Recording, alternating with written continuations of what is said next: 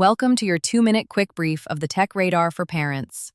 I'm your host, Weston, brought to you by Nicholas D. West Tech, LLC. It's the week of July 20th, 2026, and for once I get to open with real good news. 2 major platforms shipped actual parental controls this week. The bad news? The business of putting your kid on camera is finally being exposed for who's really watching. And the ugly? The FBI just told us out loud that sextortion cases are climbing. Let's go! On Monday, July 21st, 2 platforms did something they should have done years ago, on the same day. Twitch launched parental controls, and here's what they actually do. You can stop your teen from going live. You can shut off whispers, which are Twitch's private direct messages. You can set a daily time limit, and you can hide whole categories of content, like gambling and mature-rated games. You also get a weekly email summarizing what channels they watched and for how long. That same day, Meta announced parental supervision for Threads through its Family Center. Daily time visibility, time limits, blocked hours, sleep mode from 10 at night to 7 in the morning. Now, I have to be straight with you about the catch, because it's a big one. Both of these are opt-in, and on Twitch, the teen is the one who initiates the link, and either of you can unlink at any time. So this is not a safety net that appears by itself. It's a tool that only exists if you and your kids sit down together and switch it on. And on the culture side, there's a lovely little trend running right now called Not Very Nonchalant, where kids deliberately drop the too cool to care mask and film themselves being openly, embarrassingly excited about something.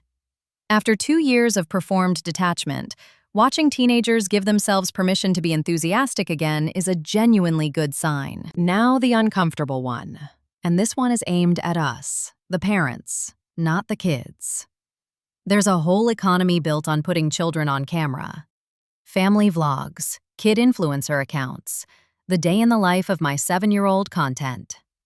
This week, journalist Fortessa Latifi, who spent years on this beat and just published a book on it, put the core problem in one blunt sentence.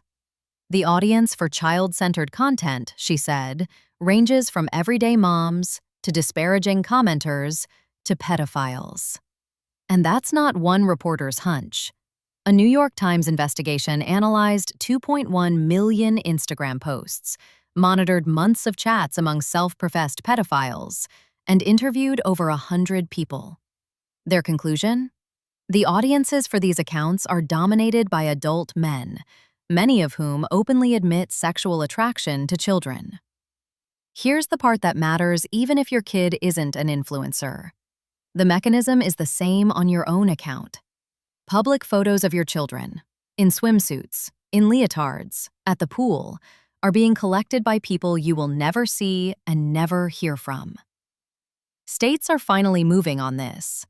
Tennessee's Child Influencer Protection Law took effect July 1st, adding trust fund requirements and giving the child the right to sue later.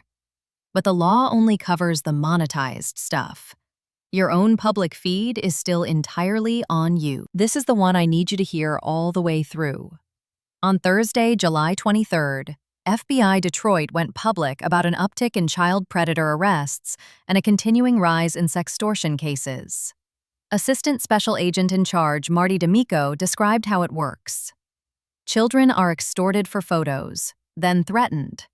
The predator says they'll expose them online or expose them to their family, and then squeezed for payment through gift cards, Cash App, Venmo, PayPal, or crypto. To be precise with you, because precision matters here, rising arrest numbers partly reflect that law enforcement is getting better at catching these people, and D'Amico says so himself. But the scale is real. The National Center for Missing and Exploited Children received an average of 137 reports of financial sextortion per day in 2025, a 37% jump over the year before. Those are reports received, not confirmed cases, but the direction is unmistakable. And here is the single most useful thing I can give you today. Lieutenant Andrew Boatman, who commands the Internet Crimes Against Children Task Force in Knoxville, was asked to name the biggest red flag in a child's online communications. His answer? When someone tries to move the conversation off the platform. A contact on Roblox who wants to switch to WhatsApp, to a texting app, to a phone number. That pivot, off the monitored platform onto something harder to track, is the tell. Not the game, not the app, the move. Now, I owe you some honesty on this segment. There was no genuinely new viral slang this week. The dictionaries that claim otherwise are recycling terms from the spring. So instead, I'm giving you the 5 codes that actually connect to what we just talked about. These are the ones worth knowing. Number 1, GNOC. It stands for Get Naked on Camera. There is no innocent version of this. It is a direct request for an explicit image, and it usually arrives from someone your child has never met in person. Number 2, LMIRL. Let's meet in real life. An online-only contact pushing toward an in-person meeting. Paired with secrecy, this is one of the clearest escalation signals there is. Number 3, WTTP. Want to trade pictures? The word trade is doing deliberate work here. It reframes an exploitative request as something mutual and fair, which is exactly what makes it effective on a 13-year-old. Number 4, KPC, POS, and CD9. Keeping parents clueless, parent over shoulder, and code 9, which also means a parent is nearby. These are surveillance awareness codes. On their own, they're often just kids being kids. In a private chat with an adult, they mean something very different. Number 5, 764. This one you need to know by name. It's a numeric tag for a violent online network that deliberately targets children on platforms like Roblox and Discord, coercing them into self-harm and producing abuse material. One of its leaders pleaded guilty to child exploitation charges in 2025, and the network is still active. If you ever see that number in your child's messages, that is a call the authorities moment, not a ground them moment. And one important caveat on all of this, borrowed from the attorney who compiled these. Use this as a conversation starter, not a checklist to catch your kid out.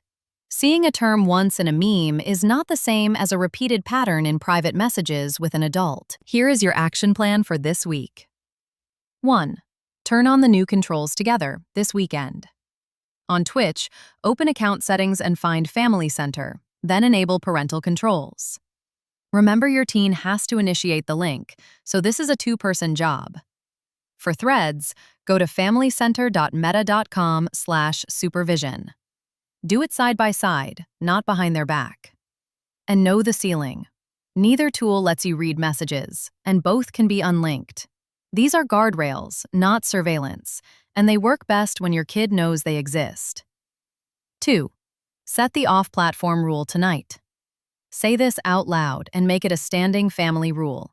If anyone you met in a game or an app asks to move the conversation to WhatsApp, Discord, Snapchat, a texting app, or a phone number, the answer is no, and you tell me.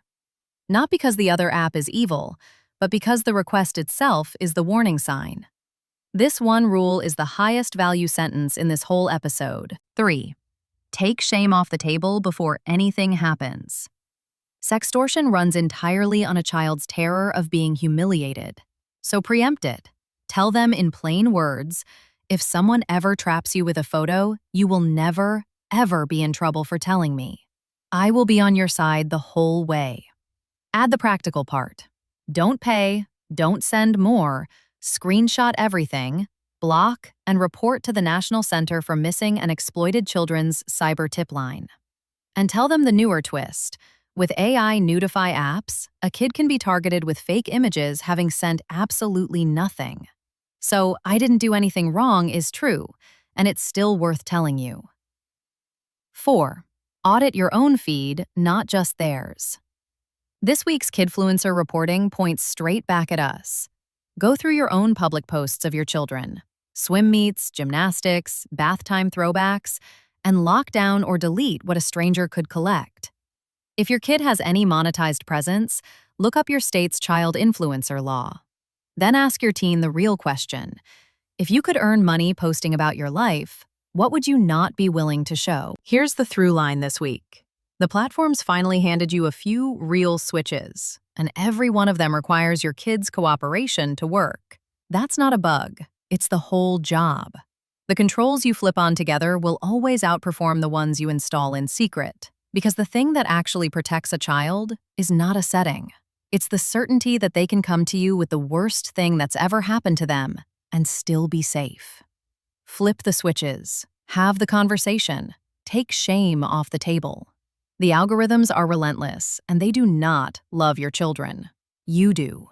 That difference is everything. For our full-length deep dives into every topic we covered today, check out our main feed.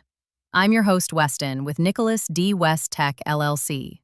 Stay vigilant, stay informed, and we will see you next week.